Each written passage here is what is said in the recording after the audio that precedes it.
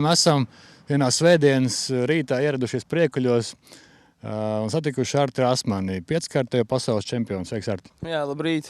Zinu, tu taisies atkal uz ūdeņiem kaut kur laist, vai ne? Kāds tev plāniņš šodien?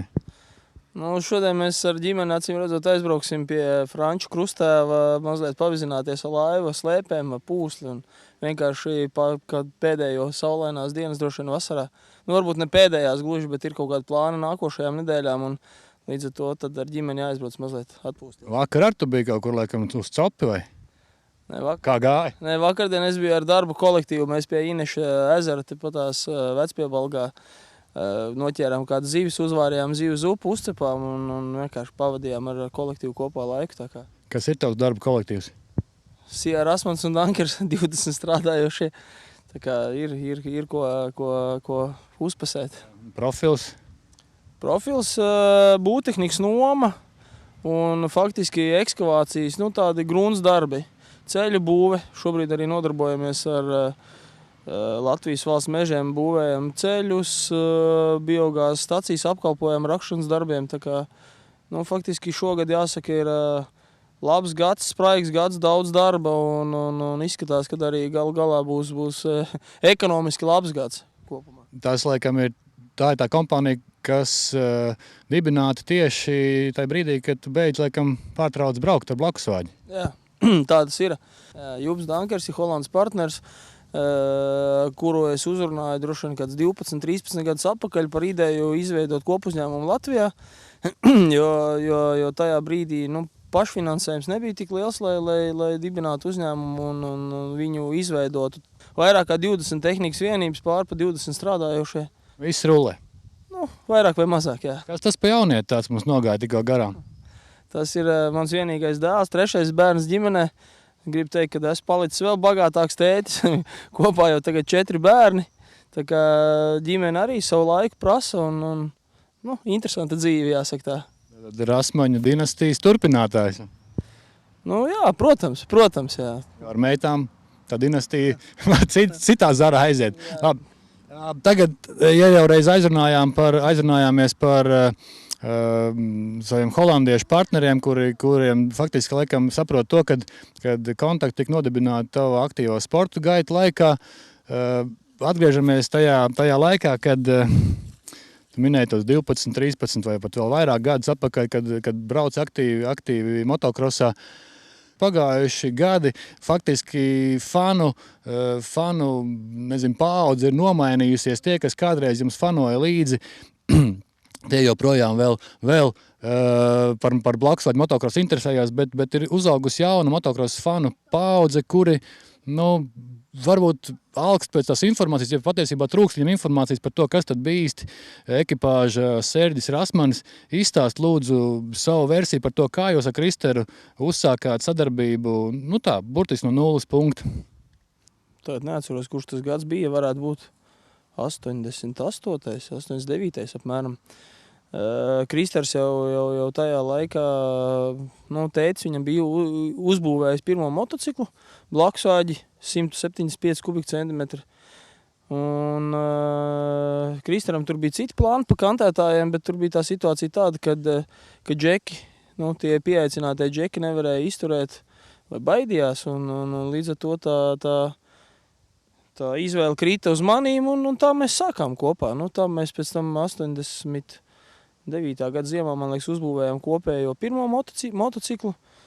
Un tā lēnā garā tas viss tur izaug līdz tam, ka mēs jau braucām vairāk vai mazāk pietiekoši labi Latvijas čempionāta ietvaros, Baltijas čempionātā, Igaunijas čempionātā.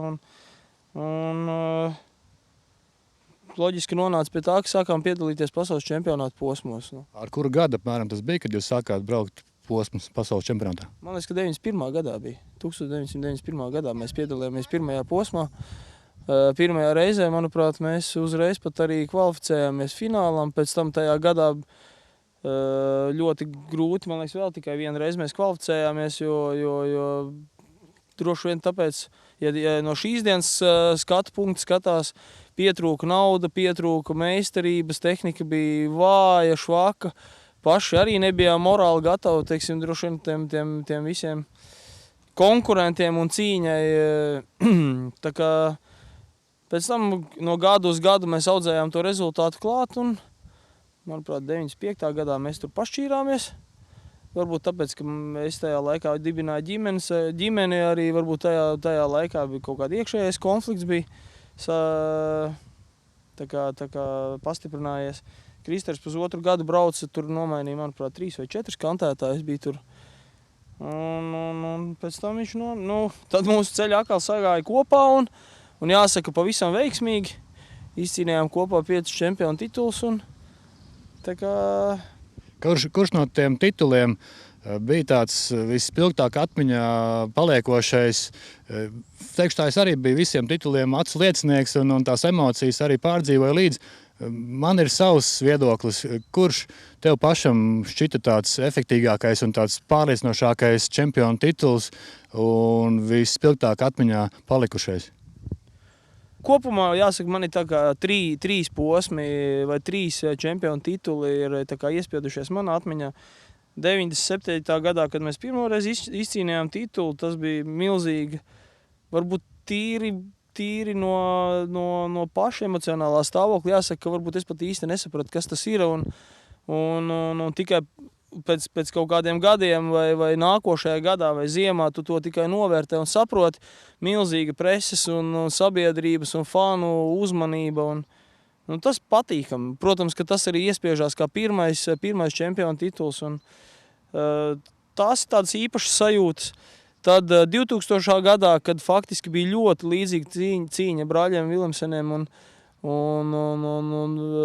pēdējais posms bija Vācijā, kad mēs uz pēdējo posmu ieradāmies ar 1 punktu pārsvaru, kad bija tur, tad bija vienkārši visas emocijas, spēks, koncentrēšanās, viss bija sakāpināts līdz pēdējiem. Un pirmajā braucienā vinējām, otrā braucienā arī, protams, vinējām. Vilemsens izstājās, un tad pusotru apli pirms beigām, kad Vilemsen mocis stāvēja malā, tad vienkārši bija tāds, ir, ja, bet tā bija tāda cīņa punkts punktā un tā atmosfēra. Un tajā reizē bija ļoti daudz Latvijas fani piedalījās atbalstīt rases malā un, protams, atbildība pret faniem un pašam pret sevi un pret komandas biedriem, respektīvi Kristeru mehāniķiem. Tas bija tāds arī īpašs moments. Un 2002. gadā, kad es beidzu braukt, kopumā tas gads bija, tādā ziņā, kad varbūt iekšēji komandā vairs tā atmosfēra nebija tik laba, bet rezultāts kopumā, tātad izcīnītie punkti, kopā gūtās uzvaras pa posmiem bija, tas bija tāds tā kā novērtējums paša darbam un tāds emocijas, ja, kad tiešām ļoti, ļoti labi padarīta darba sajūta. 5 tituli, tajā laikā jūs arī Latvijas visādās sporta aptaujās plūcāt laurus viens pēc otra, tur visi pārējie sporta veidi vai sportisti varētu teikt, palika aiz jums popularitātes ziņā. Kā tu to vērtē, to fanu atzinību, kas jums tajā laikā bija un tās preses, to vērtējumu, kas jums tika dots paralēli šiem čempionu tituliem? Tas ļoti, ļoti patīkami un jāsaka godīgi tā, ka tas varbūt arī informācija citiem sportistiem, kad tas tā kā bišķiņa apžilbina, tu tā kā dzīvo ārpus realitātes. Un tad, kad 2000. gadā es notraumējos pirmo reizi, kad es tā kā reāli apzinājos, kad ir baigi labi, ka tu dzīvo tādā pasaulē, kur tev viss sanāk, tu plūc laurus, gan sportiskā ziņā, gan uzmanības ziņā, bet tā līnija ir tik trauslē, ja? Ka tu vienā brīdī var būt ārā un tev nav nekā. Līdz ar to vajag tā kā paralēli padomāt par tām blakus lietām, kas tev notiks vai nenotiks un kā tas viss var pagriezties. Varbūt, kad tā labā ziņa bija tā, kad priekš manīm tas bija veiksmīgi tādā ziņā, ka es jau biju pietiekoši pieaudzis un vairāk vai mazāk stāvēju uz kājām un es tā kā apzinājos. Un tas man lika domāt, un tāpēc radās uzņēmums Rasmans un Dankers. Un 2002. gadā beidzot braukt motokrosā, nākošā dienā es gāju savā uzņēmumā uz darbu, un man nebija tur jālauz galvu, ko es darīšu un kā es tagad piepildīšu savu dzīvi, kā es nodrošināšu ģimeni. Ja? Tā kā daudziem es arī iesaku to padomāt. Jautāšu, kā tev šī popularitāte, iegūtā popularitāte savu aktīvo sporta gaitu laikā ir palīdzējusi tagad darbā, nezinu, dzīvē? Tas tādā pat niansīties dažās sīkās epizodēs, kur tu īsti tā grūti varbūt šobrīd raksturot, bet tas palīdz. Cilvēki tev atpazīst vēl joprojām, vēl šodien.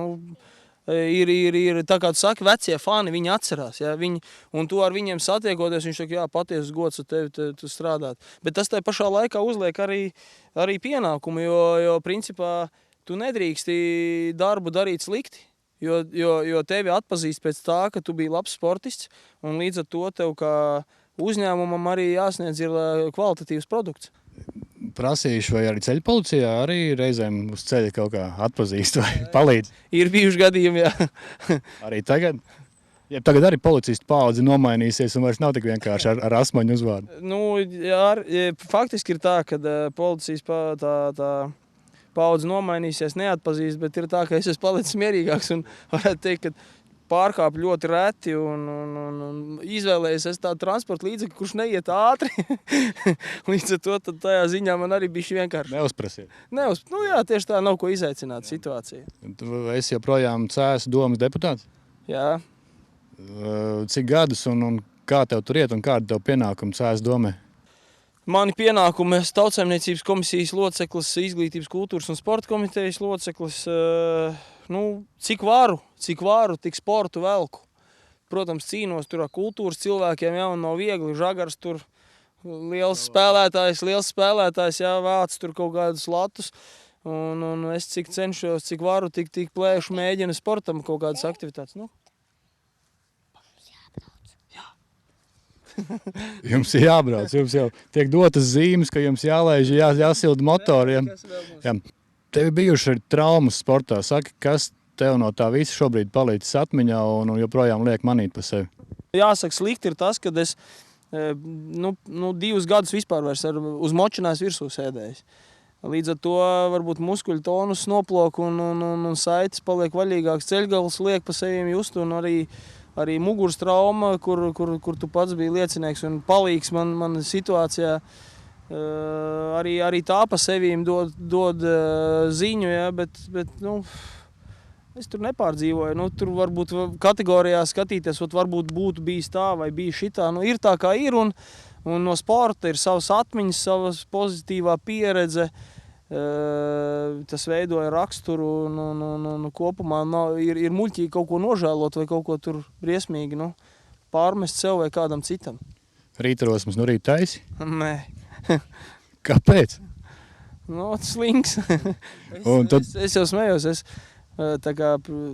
Tas droši vien nav pareizi, bet es tik daudz esmu atskrējis un svarus izcilājis, kad šobrīd to pat ļoti negribās. Es saprotu, ka to vajadzētu darīt un droši vien, kad kaut kādā laika griezumā es sev atkal piespiedīšu uzbraukt ar rolleriem un pagājušu nedēļu nomazgāju mocīti un gribās tā kā uzbraukt mazliet tā vienkārši prieka pēc sev.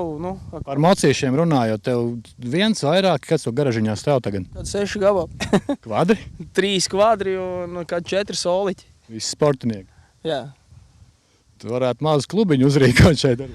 Es jau smējos, ka tas tā kā mazs motokluba, ka iztum viss ārā nomazgāta tā kā mazā motoklubā. Dzirdējām, kad varētu būt Rasmans nākt ārā šogad uz Superkaus pirmo posmu Valmierā. Kas tur tev nesagāja? Man jāatvainojās ir Superkaus faniem, kur Lauris Freibergs, un es faktiski arī, man pienākums ir atvainoties Laurim Freibergam, ka es tā kā teicu, ka būšu, un viņš sasolīja skatītājiem, bet, diemžēl, laika trūkuma dēļ un aizņemtības dēļ pietrūka laika sākt trenēties, un tas viss bija tik vēlu, kad diemžēl droši vien, ka šogad tā arī Superkausā neparādīšos. Ziemā varbūt vairāk uz skioringu vai ko? Laikam arī nē. Vai tagad seko līdzi arī blakusvāģu situācijai Latvijā un tai pašā pasaules čempionātā? Gan arī nē. Vai tu zini, cik pilnvērtīgs latviešu ekipāžu šobrīd pasaules čempionātā piedalās? Viena, laikam, tikai brāļi Sīļi. Respektīvi, Kaspars Tupels brauca baksu. Viņi šobrīd, laikam, kopvērtējumi līderi, par ko es arī priecājos, ka viņi tiešām ir, es saprotu, kad reāli konkurenti Vilemsenam un Vilemsens dēļ tā streso un pieļauj kļūdas. Tagad Daiders ir pie... Lauris Daiders ir kantētājs Dānielam Vilemsenam. Līdz ar to pajūg Daidera brāļa komanda. Nu, jā, tas tā īstenībā arī man liekas ārkārtīgi jocīgi, cik mūsu faktiski iekārta un sistēma ir bezspēcīga. Ja pagājušā gada otrās vietas ieguvēja pasaules čempionātā ir spiesti izjukt dēļ tā, ka viņiem pietrūkst finansējumu. Nu, mēs nerunājam par miljoniem vai vēl kaut kādām milzīgām naudas summām. Ja? Tas ir vienkārši gribas un attieksmes jautājums. Tas ir mans viedoklis. Vēl jau arī Rupēks ar Mucinieku spirinās. Nu, jā, bet droši vien, ka spirinās. Viņi reāli konkurence, viņi necīnās par pirmo trīnieku. Vismaz mans motīvs ir tāds, ka, ja piedalās, tad teiksim, iet uz pirmo vietu. Ja tu to nevar realizēt, tad varbūt ka vajag vienkārši trenēties mājās, sagatavoties, un tad, kad tu vari izšaut, tad brauc. Un līdzīgi ar manīm ir arī šobrīd, es nebraucu motokrosā, tāpēc, ka vienkārši tur braukt piedalīties es negribu. Ja es gribu braukt tur uzvarēt, tad es zinu, ko tas nozīmē, attiecīgi kādai disciplinai jābūt, cik ir jāvelta laiks treniņiem, cik nopietnam jābūt ir treniņu darbam uz moča, kādai jābūt tehniskai sagatavotībai tīri motocikla virzienā. Un es tā ar sevi apspriežu un saprotu, vai es to gribu vai negribu, un laikam negribu. Nevaru. Pietrūks laika vienkārši. Tad varbūt tu esi pasakojis līdz šobrīd mūsējiem jaunajiem kvadristiem, arī jauna paudze, faktiski ar pavisam citiem rezultātiem, citām ambīcijām. Jā, es zinu, kad Meņģels ir vinnējis Eiropas čempionātu posmu Vācijā, Strasbezenbachā, un ar ko viņu arī apsveicu. Tajā brīdī, kad 2010. gadā es laikam beidzu braukt, tad 9. pat īsti neatceros.